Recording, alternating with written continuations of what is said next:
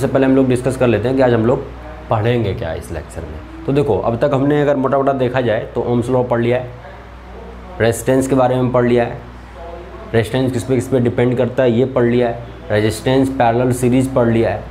तो और last class में हम लोगों ने पढ़ा था कि जो कॉम्प्लेक्स सर्किट होते हैं उनको हम कैसे सॉल्व करते हैं, कुछ ट्रिक्स कुछ कॉन्सेप्ट्स बताए थे, ठीक है ना।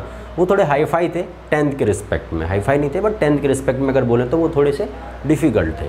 तो आज हम कुछ क्वेश्चंस डिस्कस करेंगे सर्किट से रिलेटेड, वो आपको समझ में आने चाहिए। क्यों? क्योंकि वो आपके बोर्ड से रिलेटेड हैं, आपके 10th से रिलेटेड है, ठीक है ना। फिर हम लोग आगे सर्किट डिस्कस करेंगे कि एक सर्किट देंगे, उसमें बैटरी लगाएंगे, करंट पूछेंगे ना, इस टाइप के हम आज हम लोग पढ़ने वाले हैं इस लेक्चर में, ठीक है ना। सो स्टार्ट करते हैं। सबसे पहले इक्विवेलेंट रेजिस्टेंस कैसे निकालते हैं कुछ सिंपल सर्किट्स का, ओके। तो हम लोग इस क्वेश्चन की बात कर लेते हैं, है ना। इस टाइप की प्रॉब्लम्स आपको आनी चाहिए क्योंकि ये बोर्ड से रिलेटेड होते हैं और सिंपल भी है, ठीक है ना। तो देखो, ये एक सर्किट आपको दिया हुआ है, आपसे पूछा गया है कि ये ए और बी जो एंड है इसके अक्रॉस इक्विवेलेंट रेजिस्टेंस बताइए आप इस सर्किट का, ठीक है ना, दैट इज़ RAB, ठीक है ना। तो देखो, हम क्या करेंगे, पहले हम वही कॉन्सेप्ट लगाएंगे, ट्रिक लगाएंगे कि हर जंक्शन जो होगा या हर रेजिस्टेंस के अक्रॉस हम उसके कुछ पॉइंट्स के नाम देंगे। तो जैसे ए यहाँ पे, तो यहाँ पे भी क्या हो जाएगा, ए हो जाएगा, यहाँ पे भी ए हो जाएगा। क्यों? क्योंकि बीच में कोई रेजिस्टेंस नहीं पड़ रहा है, ठीक है ना। इस जंक्शन का, इस कॉर्नर का नाम क्या आएगा, ए आएगा।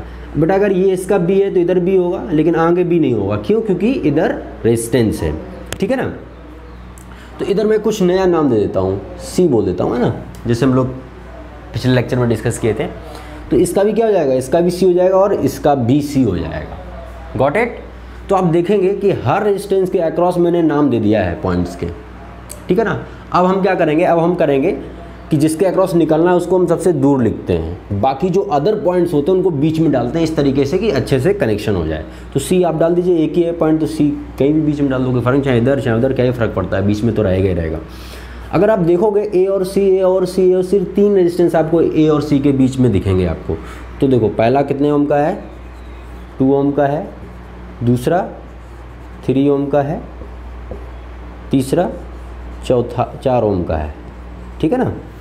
एंड सी और बी के बीच में देखेंगे तो 1 है। तो आपको क्या दिखेगा यहाँ से, यहाँ आपको दिखेगा, आपको दूर से भी दिख रहा था कि ये तीनों किसमें हैं, पैरेलल में, यहाँ से भी पैरेलल में, है ना, सेम ही है, कोई दिक्कत वाली बात नहीं है, ठीक है ना। अब इनका पहले हम इक्विवेलेंट निकाल लेते हैं। जो इक्विवेलेंट आएगा वो इसके साथ किस में होगा, सीरीज में होगा। तो इसका इक्विवेलेंट कैसे निकाल लेते हैं, मान लेता हूँ इसका इक्विवेलेंट R आएगा, तो 1/R equal to 1/2 plus 1/3 plus 1/4, है ना। बेटा इसका एलसीएम कितना आ जाएगा, एलसीएम 12 आ जाएगा। तो इसको हम ऐसे लिख लेते हैं 12। बेटा यहाँ पे कितना आएगा, 12 6 से मल्टीप्लाई करना पड़ेगा, तो यहाँ पे 6, यहाँ पे 4 से तो 4 और यहाँ से 3, तो आएगा 6 4 कितना 10 एंड 3 13, दैट इज़ 13/12। तो बेटा इसका तीनों का इक्विवेलेंट रेजिस्टेंस कितना आएगा, 13/12 नहीं आएगा, 1/R 13/12 आया। तो यहाँ से R कितना जाएगा, R आ जाएगा 12/13, उल्टा करना पड़ेगा ना हमको। ये जो R 12/13 आया है वो इतने पूरे का आया है, जो वो आया है वो इसके साथ किस में होगा, सीरीज में होगा। और सीरीज में होगा तो उसको क्या हो जाएगा, इक्विवेलेंट निकालने के लिए डायरेक्टली सम कर देंगे 1 के साथ। तो ये तुम्हारा RAB जो आएगा वो आएगा 12/13 प्लस 1। एलसीएम लेंगे बेटा तो 12 प्लस 13/13, दैट इज 25/13। यही आपका है आंसर, सिंपल सा, ठीक है ना। तो बहुत सिंपल था, एकदम सिंपल क्वेश्चन था, एकदम सिंपल क्वेश्चन था, ठीक है ना। तो आई होप आपको समझ में आ गया। नेक्स्ट क्वेश्चन हम लोग देखते हैं, इसको नोट डाउन कर लीजिए आप जल्दी से। अब बेटा इस क्वेश्चन को देख लेते हैं। देखो, देखने वाला अगर इसको सिंपल तरीके से भी कर सकता है कि उसको दूर से दिख जाएगा कि ये सीरीज में है कि पैरेलल में है ना, फिर ये किसके साथ, वो सब लोग कर लेंगे, है ना। बट कुछ लोग को दिक्कत होता है, इसलिए हम वो वाला मेथड फॉलो करते हैं कि पॉइंट के नाम दे देते हैं और देके हम उनको एक सिंपल उसमें अरेंज कर लेते हैं। तो वहाँ से दूर से दिखने लगता है कि कौन सा सीरीज में और कौन सा पैरेलल में, इसलिए। तो देखो हम क्या करेंगे, अगर ये ए है बेटा तो ये भी ए आएगा, है ना, ये बी है तो ये भी बी आएगा। अच्छा, ये ए या ये बी बोल सकते हैं, नहीं बोल सकते हैं, क्यों, क्योंकि बीच में रेजिस्टेंस आ जा रहा है। तो इसको हम बोल देते हैं सी। जिसके अक्रॉस हमें निकालना होता है उसको हम थोड़ा डिस्टेंस, सबसे सबसे एंड पॉइंट पे रखते हैं, ऐसे बोल सकते हैं, एंड पॉइंट पे रखते हैं, एंड जो अदर पॉइंट्स होते हैं उनको हम बीच में डालते हैं। तो यहाँ मैं लिख देता हूँ ए और यहाँ पे बी, बीच में सी, ठीक है। अब देखोगे ए और सी के बीच में ये कौन किसके बीच में, ए और सी के बीच में, ये किसके बीच में, सी और बी के बीच में। तो ए और सी के बीच में बेटा 3 ओम है, सी और बी के बीच में भी कितना है, 3 ओम है, ठीक है ना। और अगर आप देखोगे ए और बी के बीच में भी एक रेजिस्टेंस है, दैट इज 6 ओम। कितना है, दैट इज 6 ओम। तो ये आपका यहाँ से 6 ओम में कनेक्ट कर देता हूँ। ये आपका सिंपल फॉर्म में एक सर्किट बन गया इसका, ठीक है ना। अब आपको एकदम क्लियरली दिख रहा होगा कि ये जो है सीरीज में, जो सीरीज में मिलके आएगा इसके साथ पैरेलल में आ जाएगा। तो मैं इसका सर्किट सिंपली बोल सकता हूँ बेटा, ये सम हो जाएगा डायरेक्टली, क्यों, क्योंकि सीरीज में है, तो ये हो जाएगा ए और यहाँ पे सी खत्म हो जाएगा ना एक तरीके से। तो ये आपका तुम्हारा यहाँ पे 6 ओम हो जाएगा इसका, और ये पहले से एक 6 ओम का तो लगा ही था। अब ये 6 किस में आ जाएंगे, ये आपके पैरेलल में आ जाएंगे। तो सिंपली आंसर आ जाएगा 1/RAB equal to 1/6 plus 1/6, that is LCM 6 हो जाएगा, 1 + 1 2/6। बेटा इसको काट दो, यहाँ पे 3 आएगा, तो 1/RAB कितना आ जाएगा, 1/3। और RAB अगर निकालना होगा तो इसको पलट दो आप, तो RAB यहाँ से आ जाएगा 3 ओम। तो ये आपका इसका आंसर आएगा। तो देखो कितना सिंपल है, बहुत ही सिंपल। अगर आप इसको ऐसे अप्रोच करिएगा इस तरीके से, और आप इसको बोर्ड में भी ऐसे लिख सकते हो, ये मेंशन मत करिएगा कि ये पॉइंट है ना, ऐसे आप सी मान के ऐसे करके मेंशन मत करिएगा कि क्यों मार रहे हैं, रीज़न वगैरह है ना, क्योंकि इतना लेना देना नहीं है। बस आप ऐसे सी लिख के और इसको ऐसे करके, हाँ ये ज़रूर मेंशन कर सकते हो कि ये किस में है, सीरीज में, ऐसे करके ये सब लिख सकते हो आप। इस तरीके से आप करोगे तो आपको फुल मार्क्स मिलेगा, ठीक है ना। सो इसको नोट डाउन कर लीजिए। नेक्स्ट क्वेश्चन देखते हैं हम लोग। इस क्वेश्चन को देखते हैं, है ना। ये कुछ इस टाइप का शेप दिया हुआ है, ये वायर ए निकला, ये पॉइंट ए और ये बी निकला है। ए और बी के अक्रॉस इस पूरे का मुझे क्या बताना है, इक्विवेलेंट रेजिस्टेंस बताना है। तो हम क्या करेंगे, ये बेटा ये ए है तो ये भी ए पॉइंट होगा, ये बी तो ये भी बी पॉइंट होगा एक तरीके से, है ना। इनका नाम हमें ए और बी के ए बी नाम दे नहीं सकते क्योंकि बीच में क्या आ रहा है, रेजिस्टेंस आ रहा है। तो आप इसको सी बोल दो और इसको डी बोल दो। ए और बी आप दूर लिख लो इसको, सी और डी आप कैसे भी डाल दीजिए, कोई फ़र्क नहीं पड़ता, क्योंकि जैसे सी इधर है वैसे इधर डी है, तो कोई फ़र्क नहीं पड़ता, आप चाहे कुछ भी किधर भी सी डी लिखिए। तो देखो अब हम बात करते हैं ए और सी के बीच में कितने रेजिस्टेंस हैं। ए और सी के बीच में मात्र एक रेजिस्टेंस है, वो भी 5 ओम का, ठीक है ना। सी और डी के बीच में, सी और डी के बीच में कोई रेजिस्टेंस नहीं है, सी और डी के बीच में कोई रेजिस्टेंस नहीं है। बी और सी के बीच में, बी और सी के बीच में, बी और सी के बीच में एक 3 ओम का है, बी और सी के बीच में एक 3 ओम का है, ठीक है ना। और डी और बी के बीच में, डी और बी के बीच में एक 2 ओम का है, ठीक है ना। और ए और डी के बीच में, ए और डी के बीच में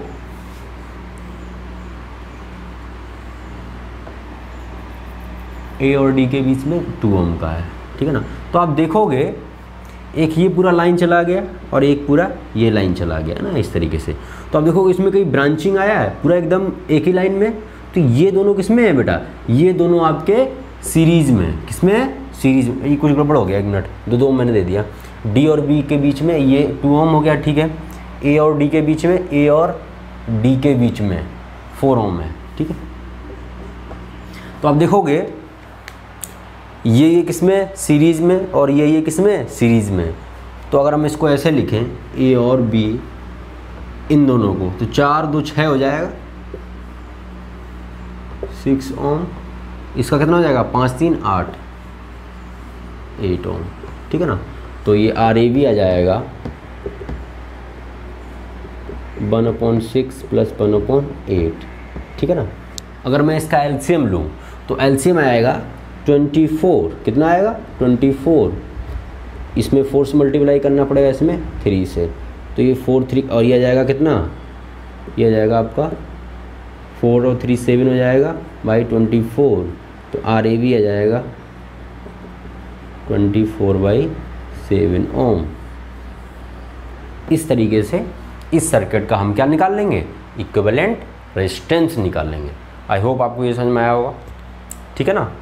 उसको नोट डाउन कर लीजिए आप। हम लोग देखते हैं, है ना, इस क्वेश्चन को थोड़ा हम अलग तरीके से अप्रोच करेंगे, ठीक है ना, क्योंकि अगर हम जंक्शन के नाम देंगे ना तो बहुत ही कॉम्प्लेक्स हो जाएगा, बहुत ज़्यादा कॉम्प्लेक्स हो जाएगा। तो देखो इसको कैसे अप्रोच करेंगे, जैसे मान लो ये वाला जो देखो वायर, ये देखोगे आप एक ही वायर है यहाँ तक, मतलब इसमें ब्रांचिंग नहीं हुई, तो इसका मतलब है कि ये जो तीनों हैं ये किसमें हैं, सीरीज़ में है। किसमें, सीरीज़ में है।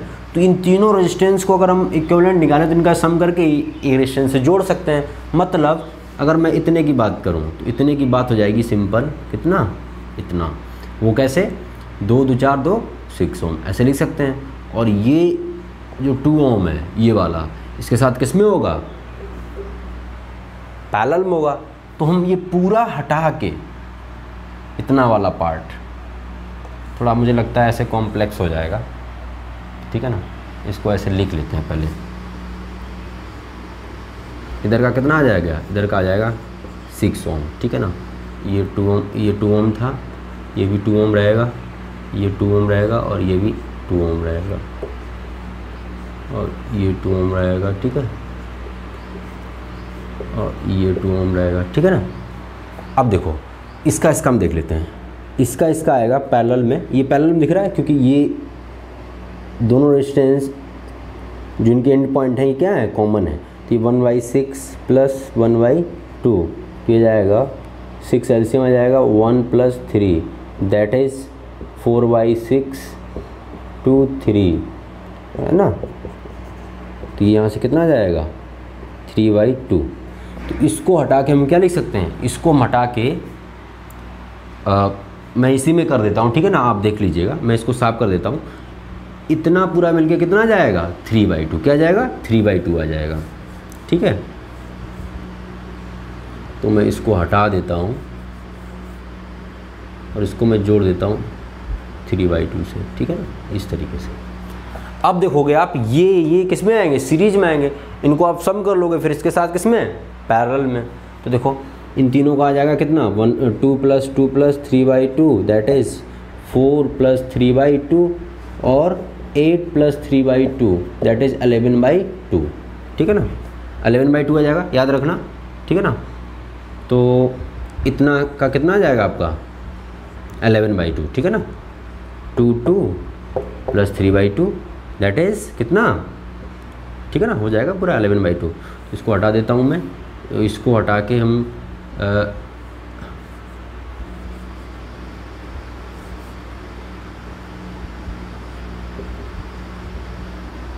11/2 से जोड़ते हैं। अब देखो बेटा ये किस में है, ये आपके हैं पैरेलल में। तो पैरेलल निकालने के लिए हम क्या करेंगे, सिंपली 11/2 से डिवाइड कर देंगे ऐसे करके, है ना। ये आपका क्या जाएगा, ये जाएगा 2/11 + 1/2। तो इसका जो एलसीएम आएगा वो आएगा 22। तो यहाँ से आ जाएगा 4, बेटा 2 से मल्टीप्लाई करना पड़ेगा, प्लस यहाँ पे कितना आ जाएगा 11, तो ये जाएगा 15/22। इसको रिवर्स कर देंगे तो आ जाएगा 22 कितना 15। मतलब इस पूरे हटा को पूरा हटा के कितना जोड़ सकते हैं, 15/22। 15/22 की 20 कितना था यार, भूल गया मैं। आप लोग वीडियो पीछे करके देख लेना, ठीक है। 22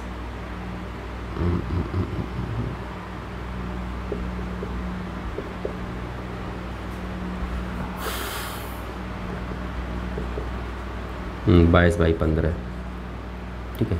तो हम जोड़ सकते हैं 22/15 से। कितने जोड़ सकते हैं, 22/15 से।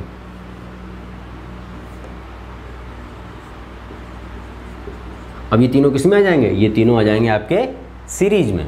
तो ये RAB आ जाएगा यहाँ से आपका 22/15 + 2 + 2, दैट इज़ 22 + 4, यहाँ पे 15। एलसीएम हो जाएगा 22 + 60/15, ये जाएगा कितना 82/15। तो ये आपका ऐड होकर कितना आ जाएगा 82/15 ओम, है ना। तो आर ए बी कितना आ जाएगा, आर ए बी आपका जाएगा 82/15 ओम, है ना। इसको पलटेंगे नहीं, क्यों नहीं पलटेंगे, क्योंकि सीरीज़ में सम किए हैं, रेसिप्रोकल नहीं किए हैं। अगर सम किए हैं तो सिंपली ऐसा ही रहेगा, ठीक है ना। इसको नोट डाउन कर लीजिए, थोड़ा अच्छा क्वेश्चन था बेटा। उस टाइप के क्वेश्चंस की बात कर लेते हैं। जैसे कभी दिया होता है कि मान लो ये आपको एक एल लेंथ का रॉड दिया हुआ है। क्या दिया है, एक एल लेंथ का रॉड दिया हुआ है और इसका जो क्रॉस सेक्शन एरिया है वो ए है। क्या है, क्रॉस सेक्शन एरिया ए है और इसका रेसिस्टिविटी रो है। रेसिस्टिविटी क्या है, रो है। और इस पूरे रॉड का जो रेजिस्टेंस है वो आर नॉट है। क्या है, आर नॉट है। मान लो आर नॉट है ना, आर नॉट ऐसे लिख देते हैं इसको, ठीक है। आर नॉट बोल दो या फिर कुछ भी बोल दो, आप पे डिपेंड करता है। मतलब एल लेंथ ए क्रॉस सेक्शन एरिया, ए क्रॉस सेक्शन एरिया कितना ए है और इसका रेजिस्टिविटी क्या है, रो है। तो इसका रेजिस्टेंस कितना हो जाएगा, रेजिस्टेंस आपको गिवन है आर नॉट है। क्या है, आर नॉट है।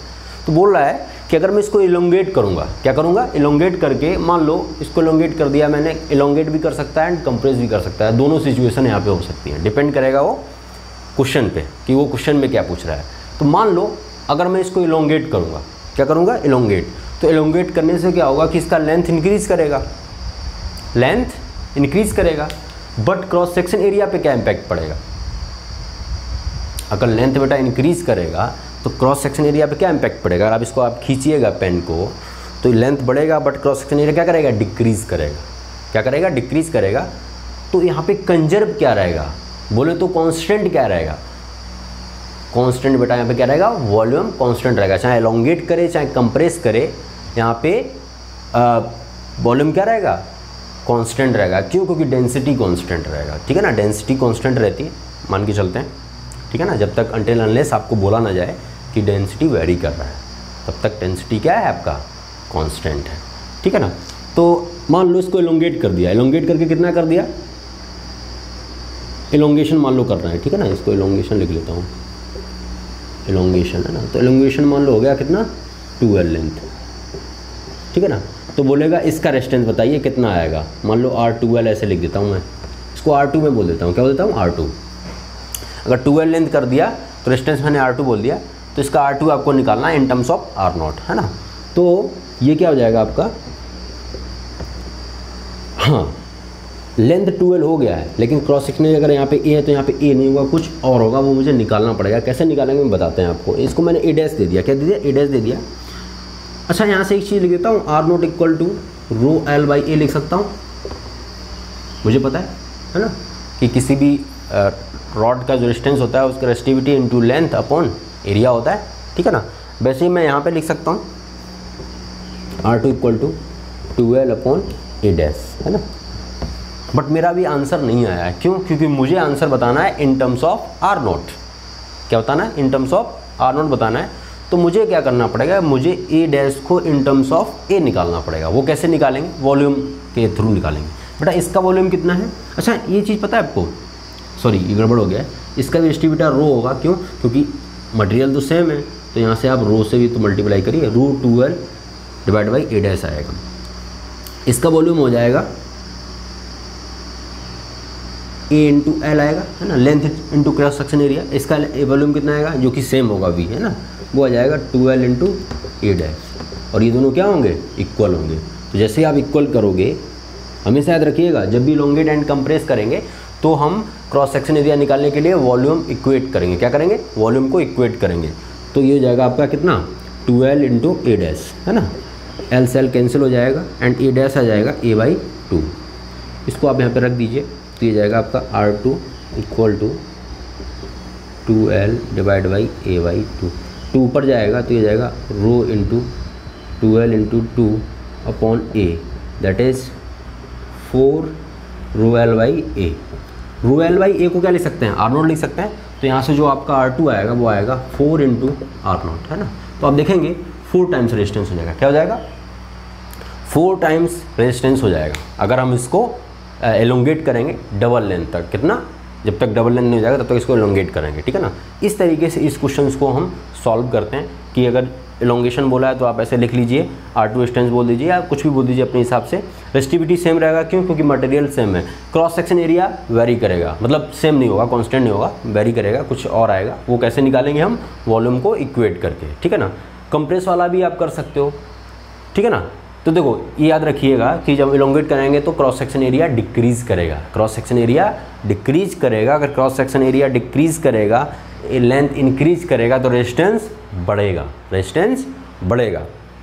तो इसका मतलब है कि इलोंगेशन पे जो इनिशियल रॉड का जो रेजिस्टेंस होगा वो बढ़ जाएगा, ठीक है ना, खींचने के बाद। अगर मैं कंप्रेस करूँगा तो कंप्रेस करने से क्या होगा? कंप्रेस करने से आपका क्रॉस सेक्शन एरिया क्या होगा? बढ़ेगा, है ना। आप देख सकते हैं बढ़ेगा तो रेजिस्टेंस घटेगा, लेंथ भी कंप्रेस करने से कम होगा तो रेजिस्टेंस कम हो जाएगा। तो मतलब रेजिस्टेंस कंप्रेस करने से रेजिस्टेंस कम होता है, एलोंगेट करने से रेजिस्टेंस बढ़ता है, आप ऐसे बोल सकते हैं, ठीक है ना। तो ये फॉर्मेट आप ज़रूर याद रखिएगा, क्योंकि इस पे अच्छे अच्छे क्वेश्चंस बन जाते हैं, आप लोगों को प्रॉब्लम भी होता है, ठीक है ना। तो ये मैंने आपको बहुत अच्छे से बता दिया, आई होप आपको समझ में आ गया होगा। अब हम लोग सर्किट को देखेंगे ना, बहुत रेजिस्टेंस सॉल्व कर लिए, अब हम सर्किट को कैसे सॉल्व करते हैं। ये भी बड़ा इंपॉर्टेंट फॉर्मेट है, क्योंकि ऐसे क्वेश्चंस बोर्ड में आते हैं, ठीक है ना। तो देखो एक मैंने आपको सर्किट दिया है और सर्किट में एक बैटरी लगाई है ना, बैटरी तो होगी सर्किट में, तभी तो करंट फ्लो करेगा, है ना, तभी तो कंप्लीट सर्किट बनेगा। तो आप देखोगे 3 रेजिस्टेंस हैं एंड एक बैटरी लगी हुई है। ये याद रखिएगा, ये पॉजिटिव प्लेट होता है, ये नेगेटिव प्लेट होता है। इसको 0 वोल्ट मान के चलते हैं, इसे 12 वोल्ट मान के चलते हैं। मतलब इनका पोटेंशियल डिफरेंस कितना है इन प्लेट के अक्रॉस? बैटरी के वोल्टेज के बराबर। Got it? ठीक है ना। अब देखो बेटा, पहला क्वेश्चन है कि find equivalent resistance of circuit. तो देखो इक्विवेलेंट रेजिस्टेंस ऑफ सर्किट निकालने के लिए हम क्या करते हैं? बैटरी को हटा देते हैं। क्या कर देते हैं? बैटरी को हटा देते हैं। बैटरी को अगर मैं हटाऊंगा तो ये कुछ इस तरीके से आएगा, है ना, इस तरीके से। आप ऐसे मान लो, इसको आप ए दे दो, इसे बी दे दो, तो इसी के अक्रॉस आपको इक्विवेलेंट रेजिस्टेंस निकालना, मतलब बैटरी के अक्रॉस निकालना होता है इक्विवेलेंट रेजिस्टेंस। मतलब अगर आपको सर्किट का इक्विवेलेंट रेजिस्टेंस पूछा गया तो सिंपली आप बैटरी के अक्रॉस निकालोगे, मतलब बैटरी को हटा के वो पॉइंट जो आएंगे उसके अक्रॉस निकालना है, सिंपल सी बात है। तो ये 4 ओम हो जाएगा बेटा, ये 4 ओम हो जाएगा और ये 1 ओम हो जाएगा। देखो ये पैरेलल में, अगर पैरेलल में तो सिंपली कैसे आ जाएगा इन दोनों का? ऐसे हो जाएगा, है ना, 1 + 1 / 4 दैट इज़ 2/4, 1/2 R, है ना। तो आर यहाँ से कितना जाएगा? 2। तो इन दोनों का तो 2 आ जाएगा। अगर 2 आ जाएगा तो इसको मैं ऐसे बना सकते हैं ना, ये यहाँ लिख दो, इन दोनों को मिला के आप 2 ओम लिख दो, और इसको तो 1 ओम लिखा रहने दो, ये भी हो जाएगा, ठीक है ना। अब बेटा ये दोनों आपको किस में दिख रहे हैं? ये आपको दोनों सीरीज में दिख रहे हैं। तो 2 1 3 कितना हो जाएगा? 2 और 1 कितना हो जाएगा? 3 हो जाएगा। तो यहाँ से RAB कितना आ जाएगा? 3 ओम आ जाएगा। दैट इज, ऐसे लिख दो आप, 2 + 1 दैट इज 3 ओम। तो इस सर्किट का जो इक्विवेलेंट रेजिस्टेंस आएगा वो 3 ओम आएगा। हमारा पहला क्वेश्चन हो गया। बहुत ही सिंपल है। कभी भी सर्किट का इक्विवेलेंट रेजिस्टेंस पूछा जाए तो आप क्या करेंगे? आप बैटरी के अक्रॉस इक्विवेलेंट रेजिस्टेंस निकालेंगे, मतलब बैटरी को हटा के पॉइंट्स नाम दे देंगे A एंड B, और उसके अक्रॉस इक्विवेलेंट रेजिस्टेंस निकाल लेंगे आप। अब बोला है total current in the circuit, मतलब total current in the circuit का मतलब होता है कि बैटरी से कितना करंट निकला, है ना, मतलब टोटल, है ना, एक तरीके से। तो देखो बैटरी से I, मान लो करंट I निकला होगा, क्या निकला होगा? I, और वो होता है V = I × R इक्विवेलेंट। किसके बराबर होता है? ये मैं सेकेंड क्वेश्चन की बात कर रहा हूँ मैं, ठीक है ना। इसको मैं साफ कर देता हूँ। R इक्विवेलेंट कितना आया है बेटा? R इक्विवेलेंट हमारा 3 ओम आया है ना। तो अगर मुझे करंट निकालना है सर्किट में तो सिंपली कर देंगे V क्या है? बैटरी का पोटेंशियल, है ना, वोल्टेज, बैटरी का वोल्टेज है ये, = I × R equivalent according to Ohm's law. बेटा V कितना है? 12 है। I मुझे निकालना, I क्या है? ये टोटल करंट इन सर्किट है। R इक्विवेलेंट कितना है? 3 ओम है। तो यहाँ से I आ जाएगा 12/3 दैट इज़ 4 ओम, सॉरी 4 ओम नहीं, 4 एम्पियर, है ना, करंट है ना, करंट का यूनिट क्या आ जाएगा? एम्पियर, ठीक है ना। तो इससे कितना करंट निकलेगा? 4 एम्पियर निकलेगा, ठीक है बेटा। यहाँ तक क्लियर है? एकदम क्लियर होगा आपको। अब देखो नेक्स्ट क्वेश्चन देखो, थोड़ा अच्छा क्वेश्चन है। बोला है करंट इन ईच रजिस्टर, है ना। प्रत्येक रजिस्टर में आपको क्या निकालना है, करंट निकालना है। तो प्रत्येक रजिस्टर में करंट निकालने के लिए थोड़ा सा दिमाग लगाना पड़ेगा। थोड़ा सा दिमाग कैसा लगाना पड़ेगा बेटा, देखो यहाँ से क्या आएगा आपका 4 ओम आएगा, सॉरी 4 एम्पियर आएगा, रेजिस्टेंस का याद है अभी तक, 4 एम्पियर आएगा। यहाँ पे करंट क्या होगा, यहाँ पे करंट डिवाइड होगा। क्या होगा, यहाँ पे करंट डिवाइड होगा। मान लो इधर I1 चला गया, इधर क्या आ गया, इधर I2 आ गया। लेकिन याद रखिएगा बेटा, एक चीज़ याद रखिएगा, जैसे मान लो ये यहाँ से I करंट निकला और ये I1 और I2 में डिवाइड हो गया, तो सिंपल सी यहाँ से इक्वेशन आ जाएगा I equal to I1 plus I2 आएगा। मतलब जितना यहाँ से करंट गया होगा, जो डिवाइड हुआ उन दोनों का जो सम आएगा वो इसके बराबर आएगा ना, सिंपल सी बात है। तो वही मैं यहाँ पे लगा रहा हूँ कि ये जो I1 होगा, I1 प्लस I2 वो 4 एम्पियर के बराबर होगा। ठीक है ना, किसके बराबर होगा, 4 एम्पियर के बराबर होगा। क्लियर है। अच्छा एक चीज़ पता है आपको, ये पॉइंट क्या है, ए मान लो, इसे बी मान लो, अभी के लिए इसको सी मान लो। अच्छा ए और बी जो हैं इन दोनों के कॉमन है, मतलब पैरेलल है। और पैरेलल में पोटेंशियल क्या होता है बेटा, पैरेलल जो रेजिस्टेंस होते हैं उनके अक्रॉस पोटेंशियल डिफरेंस क्या होता है, सेम होता है। हम लोग पढ़े थे जब पैरेलल सीरीज मैंने पढ़ाया था, मैंने बताया था कि सीरीज में वोल्टेज डिवाइड होता है, करंट सेम होता है। पैरेलल में आपका करंट डिवाइड होता है, वोल्टेज सेम होता है। तो देखो यहाँ पे करंट डिवाइड हुआ है पैरेलल में, और वोल्टेज क्या होगा, इसके अक्रॉस सेम होगा। तो मान लो इसमें I1 है, तो अगर मैं इतने में ओम्स लॉ लगाऊं, तो ओम्स लॉ इतने में क्या लगाऊंगा, सिंपल कि मान लो इसके अक्रॉस, दोनों में अक्रॉस कितना वोल्टेज है, V। तो V I कितना है, I1 इंटू R, 4 ओम लगाओगे। यहाँ से V इक्वल टू क्या लगाओगे, I2 इंटू 4, ऐसे लगाओगे, है ना, एक तरीके से, और इनको इक्वेट कर दो। वैसे यहाँ पे एक चीज़, सिंपल चीज़ ये है कि आपको यहाँ पे दिख रहा होगा सेम क्या है, रेजिस्टेंस है। रेजिस्टेंस का जो मैग्नीट्यूड है वो क्या है, वो सेम है। ठीक है ना। तो इसका मतलब है कि ये 4 एम्पियर जो करंट है वो इक्वल डिवाइड होगा। क्या होगा, इक्वल डिवाइड होगा। ठीक है, अलग अलग होता तो मैं वही वाली मेथड से जाना पड़ता जो मैं आपको बता रहा हूँ। तो ये आपका यहाँ से क्या आ जाएगा, यहाँ से ये 2 एम्पियर आ जाएगा, यहाँ पे भी कितना आ जाएगा, 2 एम्पियर आ जाएगा। नहीं समझे, इक्वल डिवाइड हो जाएगा 4 में, 2 एम्पियर, यहाँ पे भी 2 एम्पियर ऐसे यहाँ से निकलेगा, यहाँ से भी 2 एम्पियर निकलेगा, यहाँ से मिल कंबाइंड होकर कितना आ जाएगा, 4 एम्पियर, इससे पास होकर 4 एम्पियर आ जाएगा। तो यहाँ से सिंपल हो गया। थर्ड भी क्वेश्चन लग गया कि इसमें करंट कितना होगा, 2 एम्पियर, इसमें कितना होगा, 2 एम्पियर होगा, इसमें कितना होगा, 4 एम्पियर होगा। ठीक है ना, क्लियर है। अब मैं बात करता हूँ 4 नंबर क्वेश्चन की। आपको potential difference across each resistor बताना है, अक्रॉस ईच रजिस्टर बताना है। तो देखो हम क्या करेंगे,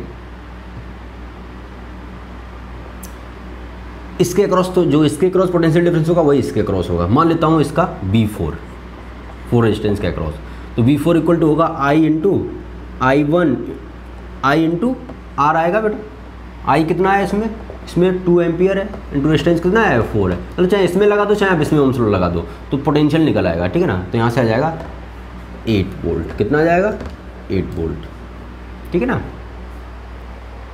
क्लियर है। इसमें देख लेते हैं V1 आ जाएगा I इंटू R, इसमें भी I बेटा, इसमें कितना है, 4 है, R कितना है, R आपका 1 है, तो यहाँ से आ जाएगा 4 वोल्ट। तो मैंने बेटा आपको बोला था कि जो वोल्टेज यहाँ पे कितना वोल्टेज, 12 वोल्टेज यहाँ पे था, यहाँ पे कितना खर्च हुआ है, यहाँ पे आपका हुआ है 8 वोल्ट, तो यहाँ पे कितना हुआ है 4 वोल्ट, और दोनों का सम कितना आ रहा है, 12 वोल्ट, है ना। तो देखो वो मैं बताया था ना जब पहले कि वोल्टेज जब डिवाइड होता है तो उसका सम किसके बराबर आता है, बैटरी के वोल्टेज के बराबर आता है। तो यहाँ से ये भी आपका क्वेश्चन सॉल्व हो गया। तो देखो ये थोड़ा ठीक क्वेश्चन था, इस टाइप के अगर आप क्वेश्चन कर लोगे तो आपको कहीं भी दिक्कत नहीं आएगी। ठीक है ना। नेक्स्ट क्वेश्चन देखते हैं हम लोग, इस क्वेश्चन को देखते हैं, है ना।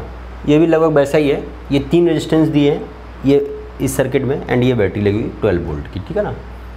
तो बोल रहा है in the given circuit calculate first है the current through each resistor, है ना, the total current in the circuit. Second है सी है the total resistance of circuit. ठीक है ना। तो पहले हम क्या करते हैं, पहले हम सर्किट का टोटल रेजिस्टेंस निकालते हैं। क्या निकालते हैं, टोटल रेजिस्टेंस निकालते हैं, मतलब बैटरी के अक्रॉस। तो आप देखोगे ये तीनों किस में दिख रहे हैं, आपको पैरेलल दिख रहे हैं, तो ज़्यादा दिमाग नहीं लगाना है। तो आप डायरेक्ट क्या करोगे, पैरेलल वाला फार्मूला लगा दो, 10 30, ये आ जाएगा R इक्वल। ठीक है ना। इसका एलसीएम आ जाएगा 30, इसका एलसीएम कितना आ जाएगा, 30 आ जाएगा, ये 6 आएगा एंड ये 3 आएगा एंड ये 1 आएगा, तो ये जाएगा 10/30 कैंसिल हो जाएगा। तो यहाँ से आर इक्वलेंट कितना आ जाएगा 3 ही ओम आएगा, तो कितना आएगा 3 ओम आएगा, ठीक है ना। तो ये हमारा सी पार्ट सॉल्व हो गया, टोटल रेजिस्टेंस ऑफ सर्किट। अब बी की बात करते हैं, total current in the circuit. तो देखो total current in the circuit क्या होता है, वी वोल्टेज बैटरी का आई इंटू आर इक्विवेलेंट, ठीक है ना, आर इक्विवेलेंट।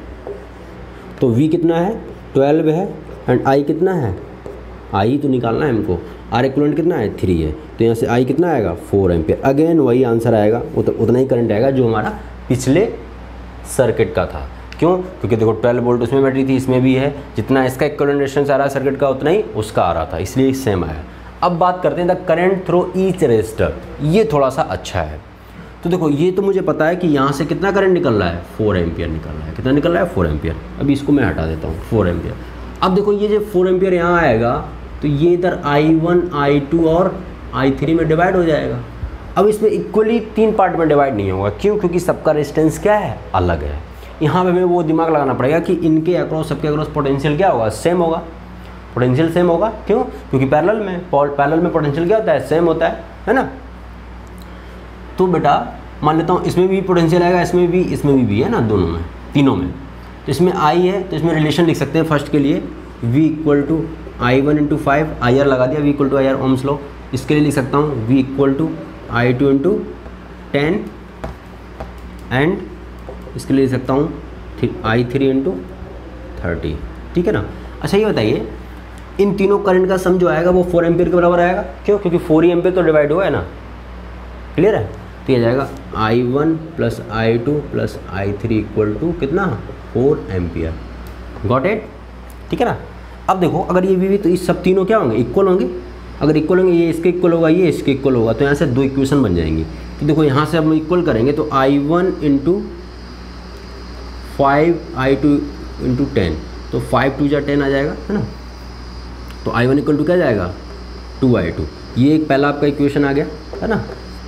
एंड इसका भी कर लो आप, तो ये जाएगा I2 into 10 equal to I3 into 30, ये कैंसिल हो जाएगा ना, या 3 टाइम जाएगा, कैंसिल नहीं बोल सकते इसको, ऐसे बोल दो आप, ठीक है। तो ये जाएगा I2 equal to 3 times I3, ठीक है ना। ये आपका सेकंड इक्वेशन आ गया और इसे मैं मान लेता हूँ थर्ड इक्वेशन, ठीक है। इन तीनों इक्वेशन की हेल्प से देखो इसमें 3 वेरिएबल हैं I1 I2 एंड I3 और आपके पास 3 ही इक्वेशन है, तो आप इजीली तीनों को सॉल्व कर सकते हो। तो देखो आप क्या करिए, आप पूरी इक्वेशन को एक वेरिएबल में रिड्यूस करिए, मतलब I1 या I2 या I3 में। वो कैसे, आप रिड्यूस कर लीजिए I3 में, किसमें रिड्यूस कर लीजिए I3 में रिड्यूस कर लीजिए, ठीक है ना। अच्छा I1 की जगह क्या रख दो आप 2I2, क्या रख दो 2I2 रखोगे, यहाँ से I1 की क्या रख सकते हो 2I2 plus I2 plus I3 equal to 4 ampere. तो यहाँ से क्या जाएगा 3I2 plus I3 equal to 4 ampere. अब देखो ये 2 वेरिएबल में रिड्यूस हो गया। अब क्या करो I2 को इन टर्म्स ऑफ I3 पुट कर दो, तो आपका I3 में पूरा हो जाएगा। तो I2 इक्वल टू कितना होता है, कितना है यहाँ पे 3I3, तो 3 into 3I3 plus I3 equal to 4 ampere. तो यहाँ से आ जाएगा कितना 9I3 plus I3 equal to 4 ampere. तो बेटा ये सम जब करेंगे तो ये जाएगा 10I3 equal to 4 ampere and जिसको जब डिवाइड करेंगे तो यहाँ से I3 कितना आएगा 0.4 एम्पियर, है ना। I3 अगर 0.4 एम्पियर आ गया तो आप जैसे यहाँ पे रखोगे 0.4 की वैल्यू, तो ये जाएगा कितना I2 आ जाएगा 3 इंटू 0.4, है ना, तो जाएगा 1.2 एम्पियर। कितना आएगा 1.2। अगर I2 निकल गया तो इसमें रख दोगे आप, क्या निकल जाएगा I1 निकल जाएगा। तो यहाँ से आप निकाल सकते हो I1 2 into 1.2 ampere that is 2.4 ampere, है ना। तो आप देखो इसका और कहाँ गया और इसका अगर सम करोगे तीनों का, वो किसके बराबर आएगा 4 एम्पियर के बराबर आएगा। करके देख लो आप 2.4 1.2 एंड 0.4, 4 2 6 4 10 1 2 1 3 1 4। इस तरीके से ये आपका क्वेश्चन बन जाएगा। ये काफ़ी अच्छा क्वेश्चन था, बच्चों को इसमें बहुत दिक्कत आता है। जब अलग अलग रेजिस्टेंस दिए हों और इंडिविजुअल करंट पूछा हो। अब बेटा पोटेंशियल भी निकाल सकते हो, पोटेंशियल तो खैर सेम ही आएगा सबके अक्रॉस क्योंकि सीरीज में है, ठीक है ना। तो आज हम लोगों ने सर्किट की बात की, कुछ रेजिस्टेंस के इक्विवेलेंट रेजिस्टेंस सर्किट निकालने की बात की, है ना, और एक हमने उस टाइप की बात की थी एलोंगेट एंड कंप्रेस करने की। तो ये जो आज का लेक्चर है इसमें बहुत अच्छे अच्छे क्वेश्चन हैं और ये आपको देखना चाहिए, अच्छे से पढ़ना चाहिए एकदम इन डिटेल में, ठीक है ना। सो आज के लिए हम लोग इतना ही करते हैं, हम लोग अब मिलते हैं नेक्स्ट क्लास में।